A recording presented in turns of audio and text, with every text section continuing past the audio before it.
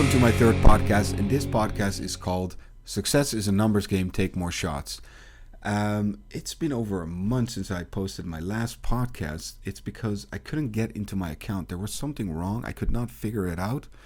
But in the end, it was like this account is linked to a different account, not my main account.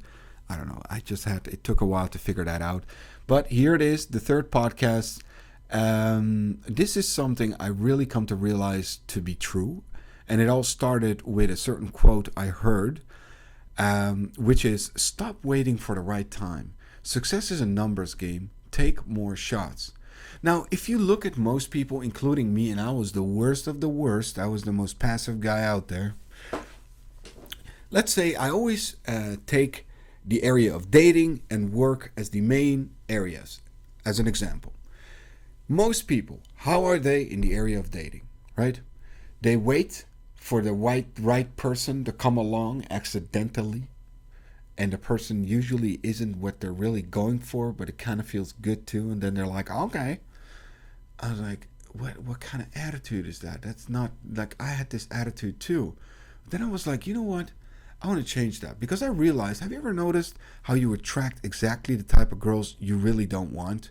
And then I was like, I heard someone saying, if you really want the type of girls, if you really want to find out what type of women would be really interested in you, you got to take matters into your own hands and approach them wherever, on the street, when you go shopping, when you're at the train station, in the supermarket, everywhere. Or in the area of work, it's the same thing.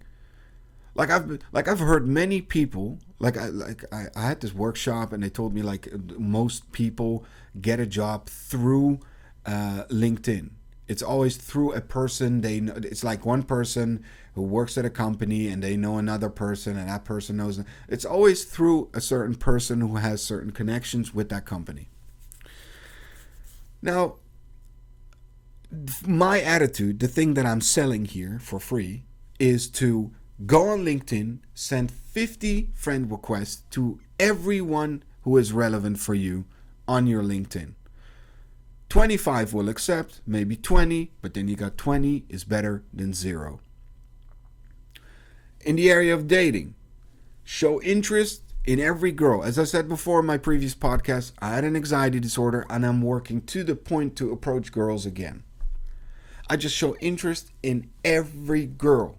And the way I do it, and this is something I really want to sell to, you become attractive as a person when you put your ego aside and your heart on the line, which equals to really showing yourself and not trying to act so cool.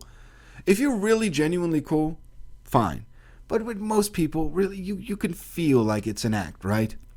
Stop acting cool. So, I could recommend you to stop acting so fake cool. Really show yourself. Put your heart on the line. Hey, man, I really like you, and I would love to take you out for dinner. Can I get your number? Maybe move towards that point, of course. Like, how was your day? Like, just doing exactly that thing that your system is saying, like, no, don't do it. Don't. You can face social rejection. But, no risk, no gain. If there is no risk, there is no gain.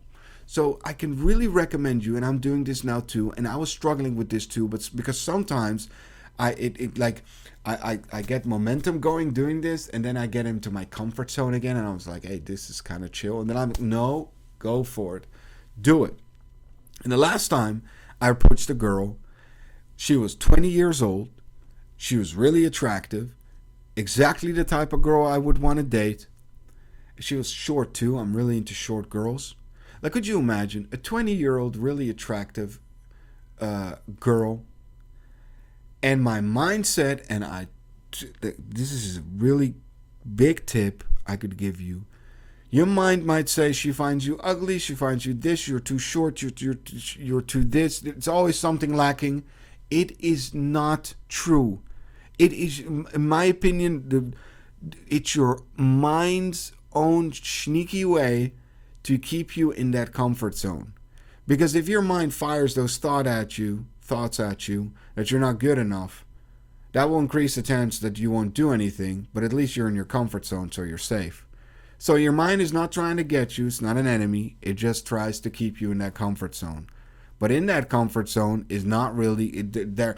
In the comfort zone, you cannot find the things you really want. It could be dating certain girls. It could be having a certain job, or maybe starting something for your own. You gotta really put yourself out there. You only live once, and it goes by really fast.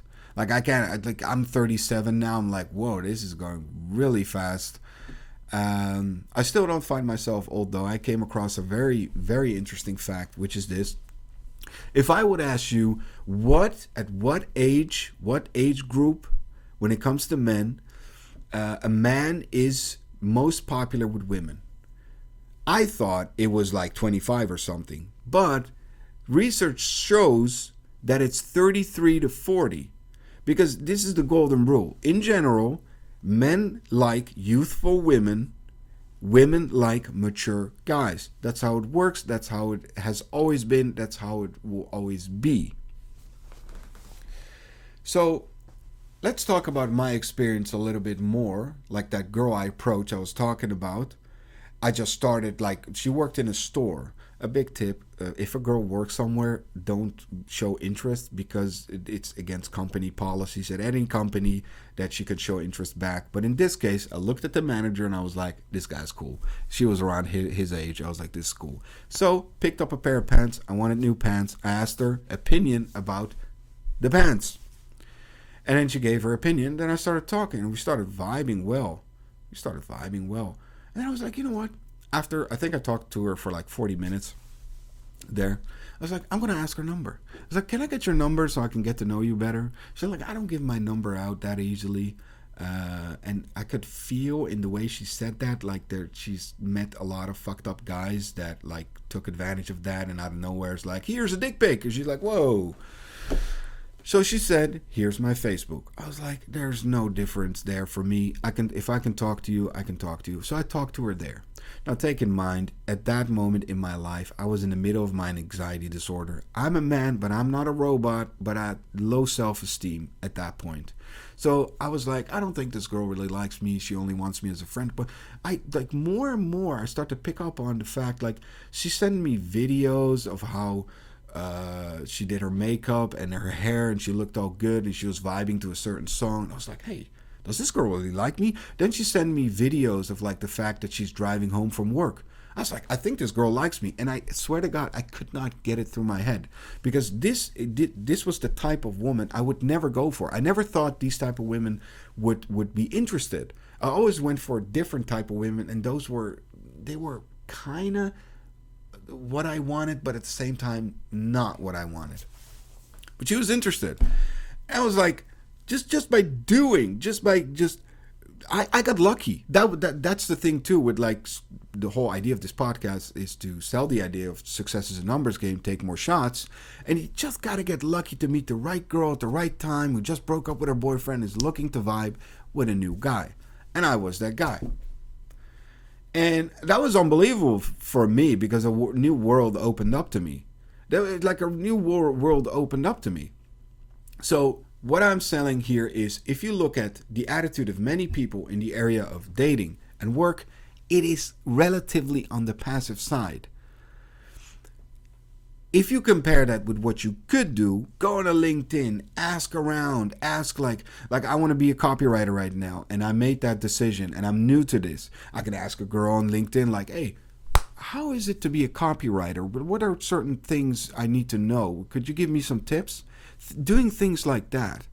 Or just being in a supermarket, asking like, hey, just starting a random conversation. Just feel it out a little bit, because some are not really in the mood for a conversation.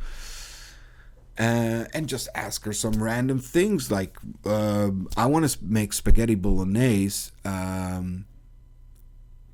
Do you put pork in that or beef? I don't know, because I've found many different recipes, but traditionally, what do you put in there? Of course, obviously, she knows, like, you can Google this, but she will pick up on the fact that this guy just wants to talk. That's his way to start a conversation and get to know me.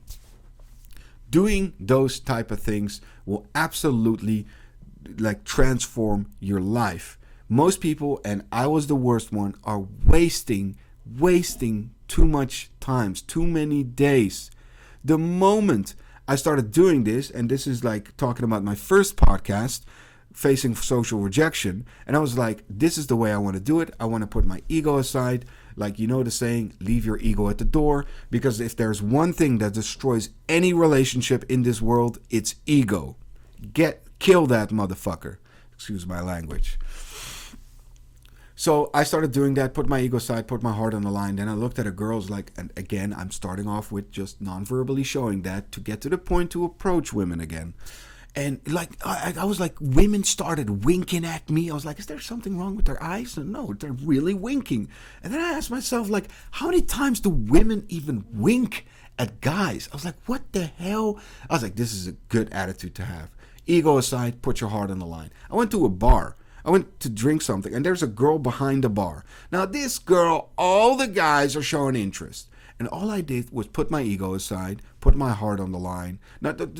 All I did there was put my ego aside. And I was just behind my phone watching something funny. And then she looked at me, and she gave me the most obvious wink ever. I think it's safe to say that a girl that winks at you is interested. And I was like, why me? Because most guys are acting all fake cool and shit.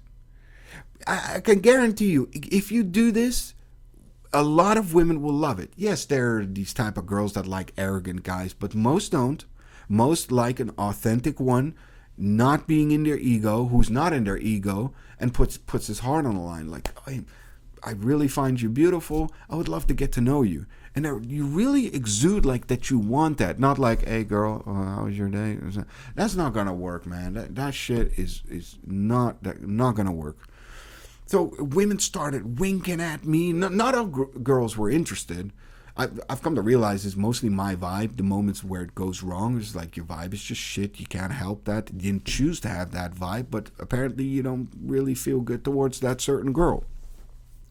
So if you do this, really take the most out of life, you will achieve all those things in the area of work and dating that you want. Yes, I do agree that success is not all a numbers game. It's a numbers game in the end. What I mean by that is the more attractive you are, the more charismatic and social you are, the higher the chances that you will succeed. So it becomes less than a numbers game. In the area of work, the higher your level of education is, the better your resume is and work experience, the higher the chances that you will succeed. So always do it within reason. Don't be applying for a job, obviously, that asks for a university degree when you don't have one.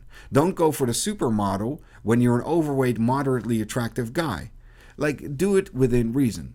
But in the area of dating, if you look decent and well-groomed, you can get a lot of attractive women who would be interested.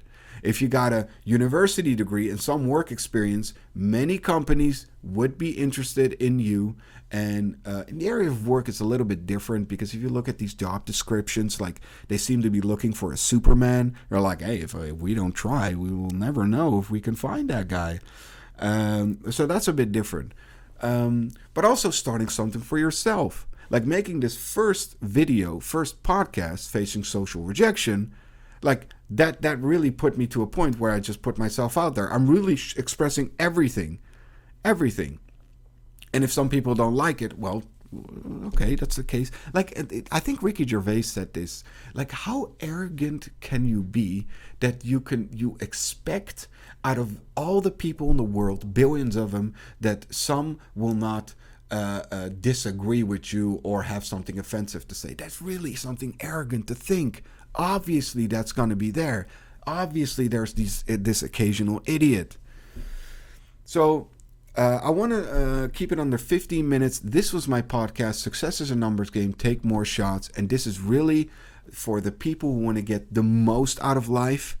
And I'm not saying like what you're doing is bad now, because many people got a job and a girlfriend or are dating certain women. But I'm just talking about how to get the most out of life, getting more out of life. And that this attitude is just fantastic. Realize that there are billions of options in the area of women, maybe in your country, then you say, oh, okay, there's no billions of women in my country. There's millions. Okay, millions of, do you know how many millions is? Millions of single women, millions of options in this country, hundreds of thousands of options when it comes to jobs. Or you maybe want to start something for yourself. And it's always a process of failing. And this comes back to this quote I will end this podcast with, which is, develop success from failures. Discouragement and failure are two of the sure stepping stones to success. Thank you for listening to my third podcast, and I will see you in the next one. Go kick some ass.